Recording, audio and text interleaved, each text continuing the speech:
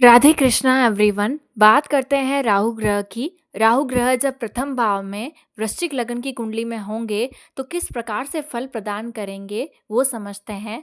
यहाँ पर ये किन नक्षत्रों में होंगे तो कैसा फल देंगे वो भी जानते हैं। यहाँ पर ये ज्येष्ठा नक्षत्र में या अनुराधा नक्षत्र में या विशाखा नक्षत्र के चतुर्थ चरण में होंगे। अगर मैं बात करूँ यहाँ पर तो राहु ग्रह जो है वो रहस्य का ग्रह है, पाप ग्रह है, एक इल्यूज़न भ्रम और एक ऐसा ग्रह है जो कि पाप ग्रह माना जाता है।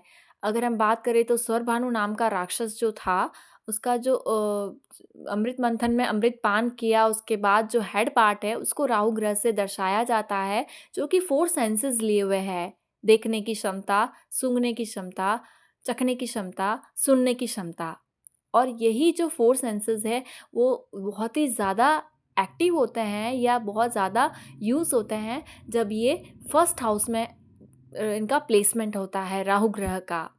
क्योंकि प्रथम भाव जो है वो ओवरऑल पर्सनालिटी का भाव है। वो जातक का वर्ण, कद, काठी, आकृति का भाव है और ना सिर्फ अपीयरेंस बल्कि स्वभाव भी देखा जाता है प्रथम भाव से। तो ये यहाँ पर मस्तिष्क को भी दर्शाता है प्रथम भाव। इसलिए ये मस्तिष्क से संबंधित है और ये प्रथम भाव में राहु होने पर ये बहुत ही ज़्यादा एक्टिव माना जाता है। अगर हम देखें तो यहाँ पर राहु दोनों तरह के प्रभाव देता है, अच्छे प्रभाव भी देता है, बुरा प्रभाव भी देता है। वो डिपेंड करता है कि किस तरह के बाकी सारे ग्रहों का सपोर्ट है। गुरु ग्रह कैसा है, ज्ञान कैसा है जातक के पास, बुद्धि कैसी है या उनके जो जीवन के प्रिंसिपल्स है, सिद्धांत है, आसपास का माहौल एनवायरनमेंट कैसा है, लोग किस तरह से सपोर्ट कर रहे हैं या क्या धार्मिक जगह पे है या उनका जन्म किस स्थान में हुआ है, ये सारी चीज़ें कहीं न कहीं मैटर करती है। जब हम बात करते हैं राहु ग्रह की बुरे प्रभावों की, तो बुरे प्रभाव में राहु ग्रह में ये धोखा, चीटिंग, फ्रॉड, इल्लीगल सारे काम, नशा से संबंधित चीज़ें और अगर देखें तो बहुत ज़्यादा षड्यंत्र करना या षड्यंत्र में फँसना, किसी के रहस्यों का इस्तेमाल करना, किसी के सीक्रेट्स को यूज़ करना यानी कि ब्लैकमेलिंग और ये सब नेगेटिव प्रभाव होते हैं राहु ग्रह के। अगर बात करें पॉजिटिव प्रभावों की तो यहाँ पर पॉजिटिव प्रभावों में होता है कि रिसर्च में ले जाता है जातक को, डीप रिसर्च में, थॉटफुल सो के सोचता है। बहुत ज़्यादा जो है वो इंडल्ज रहते हैं रिसर्च में, किसी छुपी हुई चीज़ को जानना, खोजना, कुछ ढूँढना। आप कह सकते हैं ऐसे लोगों को साइंस, रिसर्च, टेक्नोलॉजी या इनोवेशंस के सेक्टर में देख सकते हैं। वहीं पे अगर बात करें और तो ये ऑकल्ट की तरफ भी ले जाता है। ऑकल्ट में जीवन मृत्यु के चीज़ों को बारे में ढूँढना या ज्योतिष का बारे में सोचना, ये सारी चीज़ें। वहीं और बात करें तो रहस्यमय बीमारियों की दवाओं के खोजना मेडिकल सेक्टर में अगर कहीं और ग्रहों के सपोर्ट से मेडिकल सेक्टर में है तो ऐसी बीमारियां जिनका दवाई नहीं निकली है उनके बारे में ढूंढना, तो वो भी चीज़ें देखी जा सकती है। अगर देखें तो और राजनीति में मैनिपुलेटिव है राहु। राहु ग्रह जो है वो मैनिपुलेट करता है, बल्कि ये एक राजनीति में भी सफलता प्रदान कराता है जब किसी का राहु अच्छा होता है। यहाँ पर वृश्चिक राशि का राहु है। वृश्चिक जो राशि है कालपुरुष की कुंडली में अष्टम भाव में आती है। अष्टम भाव सीक्रेट्स का है, हिडन का, छुपी हुई चीज़ों का है। इसलिए शायद मृत्यु का भाव भी है। ये गुप्त चीज़ों का भाव है। तो यहाँ पर अष्टम भाव की जो वृश्चिक राशि है वो लग्न में है, यानी कि वृश्चिक लगन है, जो कि खुद कॉम्प्लिकेटेड लगन है। यहाँ पर जल तत्व राशि है वृश्चिक और जो उसके स्वामी हैं वृश्चिक राशि के मंगल देव, तो वो अग्नि तत्व ग्रह है। अग्नि तत्व और जल तत्व का ये समायोजन की वजह से इस समायोजन की वजह से ये बहुत कॉम्प्लिकेटेड कह सकते हैं। तो अगर हम बात करें तो यहाँ पर राहु ग्रह के होने से जातक जो है, जातक या जातिका बहुत ज़्यादा रहस्यों की तरफ झुकाव रखना, रहस्यों को जानने में इंटरेस्ट रखना। वैसे भी राहु ग्रह जो है पूर्व जन्म और इस जन्म की कड़ी माना जाता है। और बात करें तो यहाँ पर प्रथम भाव में राहु होने से जातक या जातिकाओं को बहुत ज़्यादा चिंता या कुछ सीक्रेट्स का टेंशन या कोई जो मस्तिष्क से संबंधित पीड़ा, प्रॉब्लम ये भी देखा जा सकता है। यहाँ पर ये बहुत ज़्यादा परिश्रम, गुप्त युक्तियाँ या बहुत ज़्यादा सीक्रेट प्लानिंग कर के ये इन्हें परिश्रम करना पड़ता है जिस वजह से ये सफल होते हैं। ऐसे व्यक्ति स्वभाव में बहुत तेज होते हैं और अपने स्वार्थ साधन में चतुर होते हैं। देखा जाता है कि ये जब अंतर्दशा, दशा, महादशा में एक्टिव होते हैं तो ये सडन फेम या सडन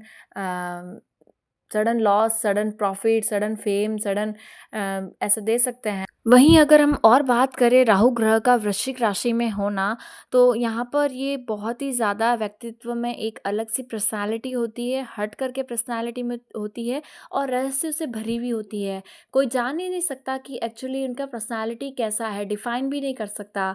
कभी जो है बहुत ज़्यादा दया दिखाते हैं, दयालु होते हैं और कभी बहुत क्रूर स्वभाव भी देखा जा सकता है। यहाँ पर ये किसी भी तरह से अलग दिखने की कोशिश में रहते हैं या कुछ अलग हट कर के काम करें, ऐसा देखा जाता है। यहाँ पर जब हम बात करते हैं स्वास्थ्य की, तो कभी-कभार मानसिक तनाव और ये सब चीज़ें देखी जा जा सकती है। वहीं पर यहाँ पर इनको लक्ष्य पे अपने टारगेट के प्रति बहुत ही ज़्यादा डेडिकेटेड होकर के काम करते हुए हम देख सकते हैं। ये जिज्ञासु होते हैं, जानने की इच्छा रखते हैं और भावनात्मक रूप से भी बहुत ही ज़्यादा कॉम्प्लिकेटेड भावनाएँ होती है। कारण यही है कि वृश्चिक राशि है, जो कि एक कॉम्प्लिकेटेड राशि है। वहीं बात करें अगर हम और, तो यहाँ पर इनकी पंचम दृष्टि से पंचम भाव को देख रहे हैं, जो कि गुरु ग्रह का भाव है। जीवन में ज्ञान, शिक्षक, शिक्षा, धर्म से जुड़ी चीज़ें कैसी है और किस तरह से माहौल मिला है, किस तरह से ज्ञान मिले हैं, गुरु मिले हैं, वो बहुत ही महत्वपूर्ण होता है। पंचम भाव ज्ञान का भी है, प्रेम का भी है, संतान का भी है, तो वहाँ से रिलेटेड चीज़ों में अगर कोई अच्छे ग्रह बैठे हो तो आप समझ सकते हैं कि राहु की उस पर दृष्टि है। और अगर ये जो पंचमेश है यानी कि गुरु ग्रह है वो कहीं अच्छे बैठे हैं और दूसरी जगह पे, तो कह सकते हैं कि आप एक अच्छा एवरेज फल होगा। सप्तम भाव में दृष्टि पड़ रही है, सप्तम दृष्टि जो कि वृषभ राशि है। अगर हम ये देखें तो यहाँ पर केतु भी आते हैं वृषभ राशि में। राहु यहाँ पर इतना ज़्यादा अच्छा पॉजिटिव रिज़ल्ट बहुत मुश्किल से दे पाते हैं। ये बहुत ज़्यादा कार्मिक बॉन्डेजेस को बताता है, जो स्पाउस है वहाँ उसके साथ कार्मिक बॉन्डेजेस है, ऐसा देखा जा सकता है। लगन में राहु होना या केतु होना ये स्ट्रॉन्गली डिफाइन इस तरह से करता है। वहीं बात करें नवम भाव की, तो नवम भाव जो होता है भाग्य का भाव है। यहाँ पर कर्क राशि का चंद्रमा की राशि आ रही है। किस प्रकार से यहाँ पर रिलेट करेंगे, अगर कोई ग्रह है दृष्टि डाल रहे हैं तो उस हिसाब से हम देख सकते हैं। वहीं बात करें नक्षत्रों की अगर हम, तो यहाँ पर राहु ग्रह विशाखा नक्षत्र के चतुर्थ चरण में होंगे। तो यहाँ पर बृहस्पति का नक्षत्र है विशाखा। विशाखा नक्षत्र बृहस्पति का नक्षत्र है और यहाँ पर ये खोजबीन ज्ञान की तरफ आकर्षित करता है, रहस्य को जानना, अपने धर्म को समझना और ऐसे ही लोगों से जुड़े हुए रहते हैं। ऐसे लोग जहाँ पर ज्ञान हो, जहाँ नॉलेज हो, नॉलेज की तरफ झुकाव रहता है।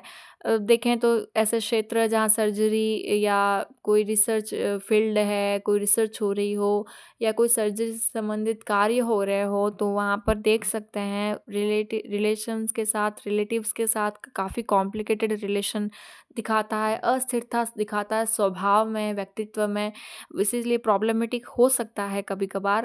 अब हम बात करते हैं अनुराधा नक्षत्र की। शनि के नक्षत्र में राहु ग्रह का क्या प्रभाव होगा?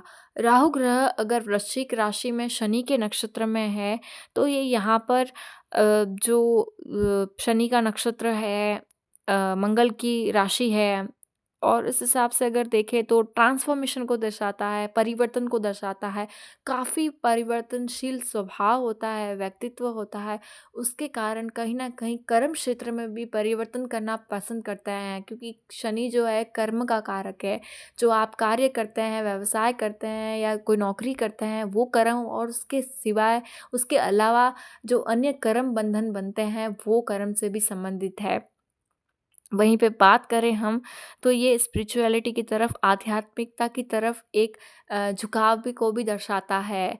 ऐसे जहाँ तक आध्यात्मिक गुरु या खुद होते हैं या आध्यात्मिक गुरु की शरण में होते हैं और ये रिस्क चैलेंजेस को एक्सेप्ट करते हुए अपना जीवन जीते हैं।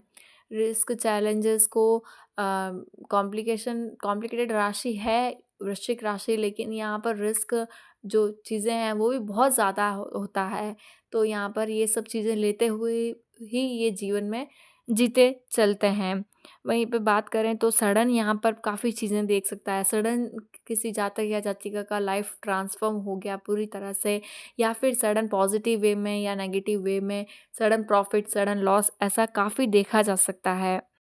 और कई बार ऐसा देखा जा सकता है कि ऐसे लोग काफ़ी कुछ पॉज़िटिव करने की इंटेंशन से भी कुछ करें तो कुछ ना कुछ गड़बड़ हमेशा होता है जब अनुराधा नक्षत्र में राहु ग्रह होते हैं। वहीं बात करें अगर हम राहु ग्रह का ज्येष्ठा नक्षत्र में क्या फल होता है, तो ज्येष्ठा नक्षत्र बुध का नक्षत्र है। ज्येष्ठा नक्षत्र की ऊर्जा अनुराधा नक्षत्र में एक चीज़ और है कि जब हम बात करते हैं नवमांश की, नवमांश अनुराधा नक्षत्र में जब राहु होंगे और जब ये चतुर्थ चरण में होंगे, अनुराधा नक्षत्र के चतुर्थ चरण में स्पेशली, तो यहाँ पर ये नवमांश में भी वृश्चिक राशि में ही जा रहे हैं।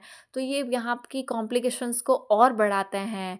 जो चीज़ें हैं वो नवमांश में जाकर के वृश्चिक राशि में फिर से जा रहे हैं, उस कारण से आप देख सकते हैं यहाँ कॉम्प्लिकेटेड फिर से होगा, खासकर अनुराधा नक्षत्र का चतुर्थ चरण। उसके बाद अगर मैं बात करूँ ज्येष्ठा नक्षत्र की, तो राहु ग्रह जब ज्येष्ठा नक्षत्र में होते हैं तो ये बुध का नक्षत्र है। बुध का नक्षत्र मंगल की राशि और राहु ग्रह के होने से ये यहाँ पर रिकॉग्निशन यानी कि अपनी पहचान को बनाना चाहते हैं। वहीं पे ये एक तरह का ऑब्सेशन देते हैं ऑकल्ट की तरफ। ये मिस्टिकल जो साइड होती है लाइफ की, एक रहस्यमय जीवन की तरफ आकर्षित करते हैं। जीवन मृत्यु का कारण जानना या कोई अन्य चीज़ों में रहस्य को ढूँढना, निकालना और सफलता पाना ही उनका एक ऑब्सेशन होता है। वहीं बात करें तो रिसर्च वर्क में ये जाने जाएँ या सबसे हेड में ये काम करें, अपनी टीम का हेड हेड हो, ये चाहते हैं। क्योंकि ये ज्येष्ठा नक्षत्र है, जो ज्येष्ठ जो बड़े हैं, जो आगे हैं, वो उसको दर्शाता है। वहीं बात करें अगर हम और, तो यहाँ पर ये मरकरी के होने से सबके साथ अच्छे से बिहेव करना, लोगों को और पर अपनी ईगो का ध्यान रखते हुए अपनी हाई ईगो में ही रहना पसंद करते हैं। मैच्योरिटी को दर्शाता है बुध का ज्येष्ठा नक्षत्र में राहु का होना मैच्योरिटी की तरफ दर्शाता है, अपनी उम्र से ज़्यादा मैच्योर बातें करना। वहीं बात करें तो ये यहाँ पर क्लैशेस को भी और इनस्टेबिलिटी को भी दर्शाता है। बहुत ज़्यादा क्लैशेस पाया जाता है इनके जीवन में अन्य लोगों की तरफ। कभी-कभार जो है वो अच्छे से जो जैसा तरह से बर्ताव करा है उससे वापस वैसा ही देना, इस तरह से देखा जा सकता है। वहीं आज हमने बात की राहु ग्रह का वृश्चिक लगन में प्रथम भाव में किस तरह से फल होगा। अगर आपने इससे रिलेट किया है तो लाइक, शेयर, सब्सक्राइब करिएगा। राधे राधे।